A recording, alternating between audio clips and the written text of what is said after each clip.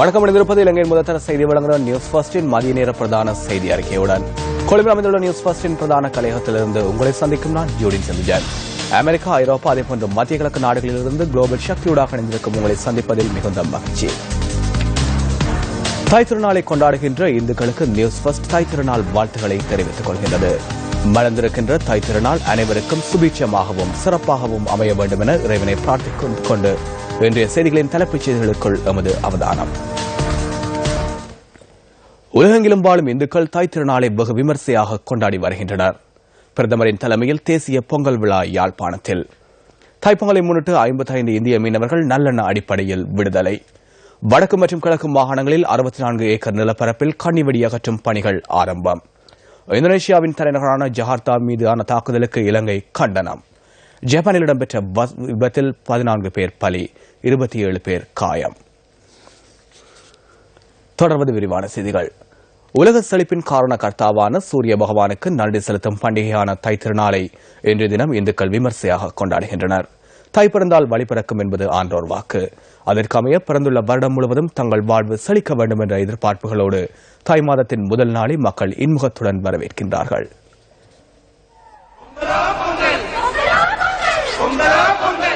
உழுதுண்டு வாழ்வோரே வாழ்வார், மற்றெல்லாம் தொழுதுண்டு பின் செல்பவர் என்ற திருக்குறளின் மூலமாக உழவின் மகத்துவத்தை திருவள்ளுவர் உணர்த்துகின்றார். உழவர்களின் தனித்துவத்தை உலகுக்கு உணர்த்துகின்ற உன்னதமான தைப்பொங்கல் திருநாள் இன்றாகும். இது இந்துக்களால் தொன்று தொட்டு சிறப்பாக கொண்டாடப்படும் ஒரு தனிப்பெரும் திருநாளாகும். உலகிற்கு ஒளி முதலாக இருந்து நிலம், நீர், தீ, காற்று, ஆகாயமாகிய பஞ்சபூதத்தின் சக்தியை பிரபஞ்சத்திற்கு வாரி இறைக்கின்ற சூரிய பகவானின் அர்ப்பணிப்பை உழவர்கள் நன்றி உணர்வுடனும் இன்றைய தினம் நினைவு கூர்வார்கள். அதற்கமைய உழவர் திருநாளாம் பொங்கல் பண்டிகையை உலக இந்து மக்கள் வெகு விமர்சையாக கொண்டாடுகின்றனர். நெற்று வியர்வை நிலத்தில் சிந்த ஏற்பிடித்து உழும் உழவர்களின் அர்ப்பணிப்பை நினைவு கூறும் பொங்கல் திருநாளன்று ஆலயங்களில் பொங்கல் பொங்கி வழிபாடு செய்வது வழமையாகும். இல்லங்களின் முற்றத்தில் அழகு மாக்கோலமிட்டு மங்களத்தின் அடையாள சின்னமாக விளங்குகின்ற மஞ்சளையும் இஞ்சியையும் புதுப்பானையில் கட்டி பால் பொங்கி வர பட்டாசு கொளுத்தி சூரிய தேவனுக்கு இன்றைய நாள் மக்கள் நன்றி செலுத்துவார்கள். தைப்பொங்கலுக்கு அடுத்த நாள் உழவர்களின் உன்னத தோழனாக இருந்து உழவுக்கு உறுதுணை புரிந்த எருதுகளை வழிபடும் நாளான பட்டிப்பொங்கல் திருநாள் கொண்டாடப்படுகின்றது.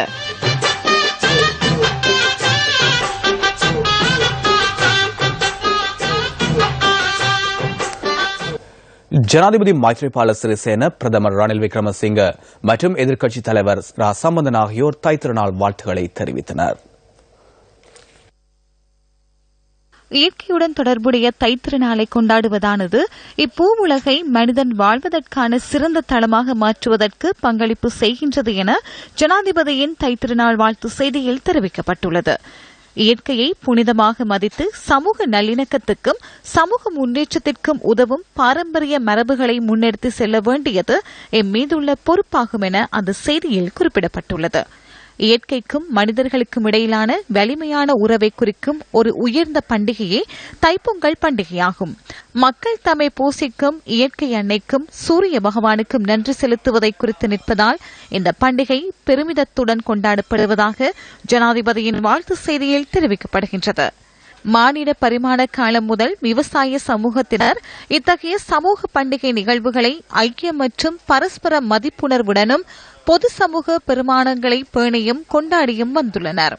இயற்கையுடன் தொடர்புடைய இத்தகைய பண்டிகைகளை கொண்டாடுவது இப்பூவுலகை மனிதன் வாழ்வதற்கான சிறந்த இடமாக ஆக்குவதற்கு பெரிதும் பங்களிப்பு செய்வதாகவும் அதில் குறிப்பிடப்பட்டுள்ளது. இயற்கையை புனிதமாக மதித்து சமூக நல்லிணக்கத்திற்கும் சமூக முன்னேற்றத்திற்கும் உதவும் பாரம்பரிய மரபுகளை முன்னெடுத்து செல்ல வேண்டியது இன்று எம்மீதுள்ள பொறுப்பாகும். 1000 வருடங்களுக்கு மேலாக இப்பண்டிகை எத்தகைய மாற்றங்களும் திரிபுகளும் இன்றி பழங்கால பண்பு கெடாமல் தொடர்ந்திருப்பது இதன் மிக பெரும் சிறப்பாகும் என ஜனாதிபதியின் வாழ்த்து செய்தியில் மேலும் தெரிவிக்கப்பட்டுள்ளது. அனைத்து இலங்கை மக்களினதும் மத கலாச்சார பல்வகைமை தன்மையை மதிப்பீட்டுக்குட்படுத்தி கௌரவம் வழங்கி ஒற்றுமையாகவும் சக வாழ்வுடன் வாழ்வதற்கு தேவையான சூழல் உருவாகிக் கொண்டிருப்பதாக பிரதமர் ரணில் விக்ரமசிங்க தனது தைத்திருநாள் வாழ்த்து செய்தியில் குறிப்பிட்டுள்ளார். இந்த சந்தர்ப்பத்தில் தைப்பொங்கல் திருநாளானது சமத்துவத்திற்கு கௌரவம் அளிக்கும், நன்றியுணர்விற்கு மதிப்பளிக்கும் வாழ்க்கை முறையை நோக்கி நகர்வதற்கு நம் அனைவருக்கும் அழைப்பு விடுப்பதாக அந்த செய்தியில் தெரிவிக்கப்பட்டுள்ளது. புதிய பிரார்த்தனைகள், நோக்கங்களை கட்டியெழுப்பி வாழ்க்கை குறித்து புதிய எதிர்பார்ப்புகளை ஏற்படுத்தி எதிர்காலத்தை காண கிடைக்கும் பெருமதியான சந்தர்ப்பமாக புது வருடத்தின் ஆரம்பத்தினை நான் காண்கின்றேன் என பிரதமர் தனது செய்தியில் குறிப்பிட்டுள்ளார். உலகம் முழுவதும் உள்ள தமிழ் மக்கள் தை மாதத்தில் கொண்டாடும் தைத்திருநாள் மத, கலாச்சாரம் மற்றும் சமூக ரீதியாக மிகவும் முக்கியமான மகிமை பொருந்திய ஒரு நாளாகும். அறுவடை திருநாளான இந்த தினத்தில் சூரிய வணக்கத்திற்கு முன்னுரிமை வழங்கப்படுவதால் சூரிய திருநாளாகவும் காணப்படுகின்றது. இந்த தினத்தில் சூரிய உதயத்துடன் தமிழ் மக்களுக்கு புத்தாண்டு பிறக்கின்றது என பிரதமரின் வாழ்த்து செய்தியில் தெரிவிக்கப்பட்டுள்ளது.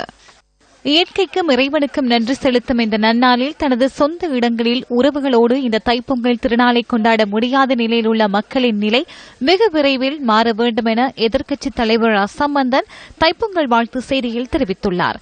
இந்த நாளில் பல்வேறு சமய காரியங்களில் ஈடுபடும் மக்கள் அனைவரும் நலிவடைந்துள்ள எமது இனத்தின் வாழ்வில் மீளெழுச்சிக்காகவும் வளமான எதிர்காலத்திற்காகவும் பிரார்த்தனைகளில் ஈடுபட வேண்டும் எனவும் எதிர்க்கட்சித் தலைவரின் வாழ்த்து செய்தியில் தெரிவிக்கப்பட்டுள்ளது.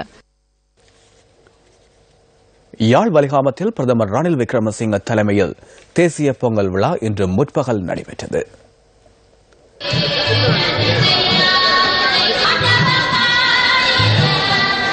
தேசிய பொங்கல் விழா யாழ்ப்பாணத்தில் பிரதமர் ரணில் விக்ரமசிங்க தலைமையில் நடைபெற்றது.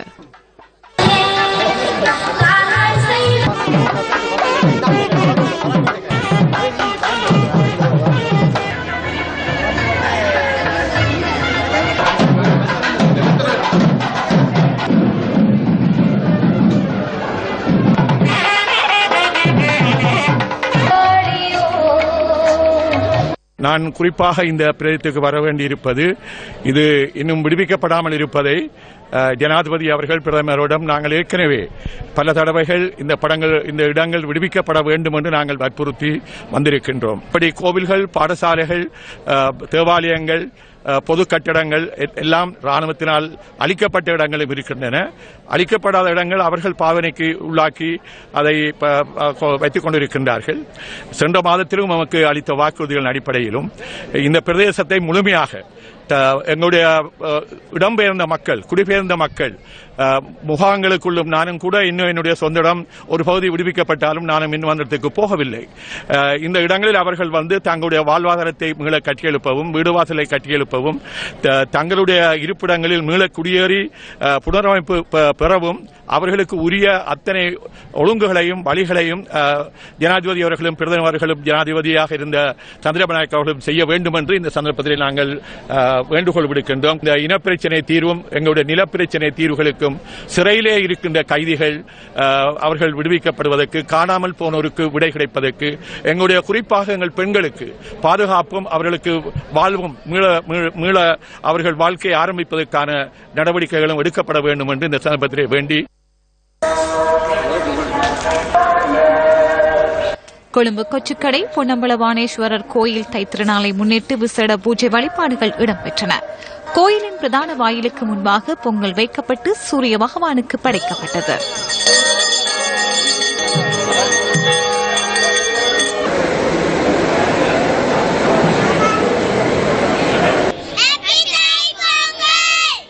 தைப்பிறந்தால் வழி பிறக்கும், தடைகள் தகரும், கனவுகள் நிஜமாகும், அவலங்கள் அகலும், நிலைகள் உயரும், தலைகள் நிமிரும் என்ற நம்பிக்கையுடன் இன்றைய தினம் தைத்திருநாளை இந்து மக்கள் வெகு விமர்சையாக கொண்டாடி வருகின்றனர்.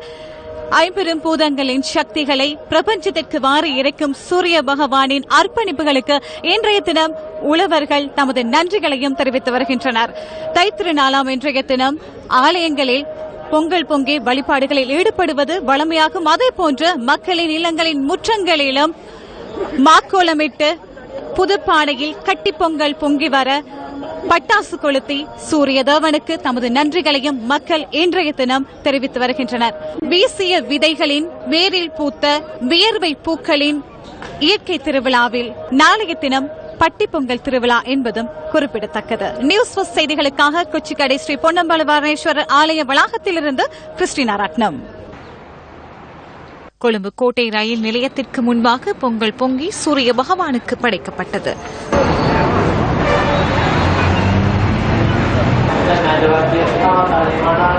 கோட்டை ரயில் நிலைய ஊழியர்களினால் இந்த பொங்கல் விழா ஏற்பாடு செய்யப்பட்டிருந்தது.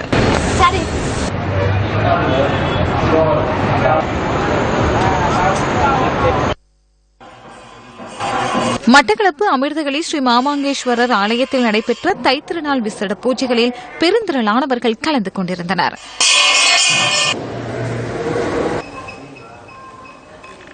மட்டக்களப்பு புனித மரியாள் பேராலயத்தில் தைப்பொங்கல் விழா அருட்தந்தை தேவதாசன் அடிகளாரின் தலைமையில் நடைபெற்றது.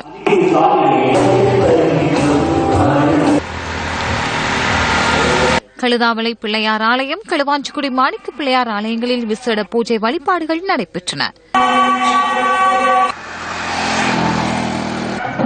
திருகோணமலை காளி கோயிலில் விசேட பூஜைகள் நடைபெற்றன.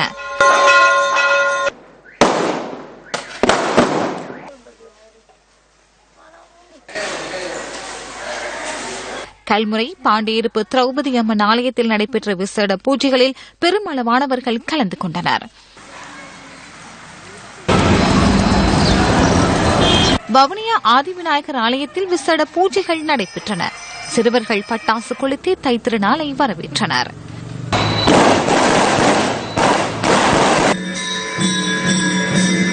கண்டி பிள்ளையார் கோயிலில் இடம்பெற்ற தைத்திருநாள் பூஜைகளில் பெருமளவான பக்தர்கள் கலந்து கொண்டனர்.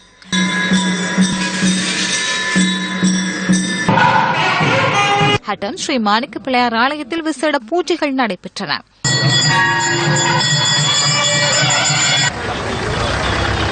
உடப்பு ஸ்ரீ ருக்மணி சத்யபாமா சமேத ஸ்ரீ பார்த்தசாரதி ஸ்ரீ திரௌபதி அம்மன் ஆலயத்தில் தைப்பொங்கல் பூஜை வழிபாடுகள் சிறப்பாக நடைபெற்றன.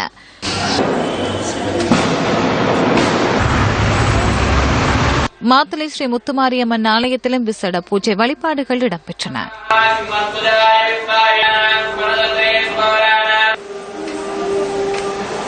வாடிக்கொண்டிருக்கின்ற அனைத்து தமிழ் அரசியல் கைதிகளும் விடுதலை பெற்று எம்மை போன்று இங்கே இருக்கக்கூடிய பல சிறார்கள் தங்களுடைய தகப்பன்மாரை நீண்ட காலமாக காண முடியாமலும் இந்த தைப்பொங்கல் திருநாள் போன்ற எத்தனையோ நிகழ்வுகளை சந்தோஷமாக கொண்டாட முடியாத ஒரு நிலையிலே இவர்களுடைய விடுதலையை வேண்டி அரசாங்கத்துக்கு குறிப்பாக ஜனாதிபதி பிரதமர் போன்றவர்கள் கவனத்தில் எடுக்க வேண்டும்.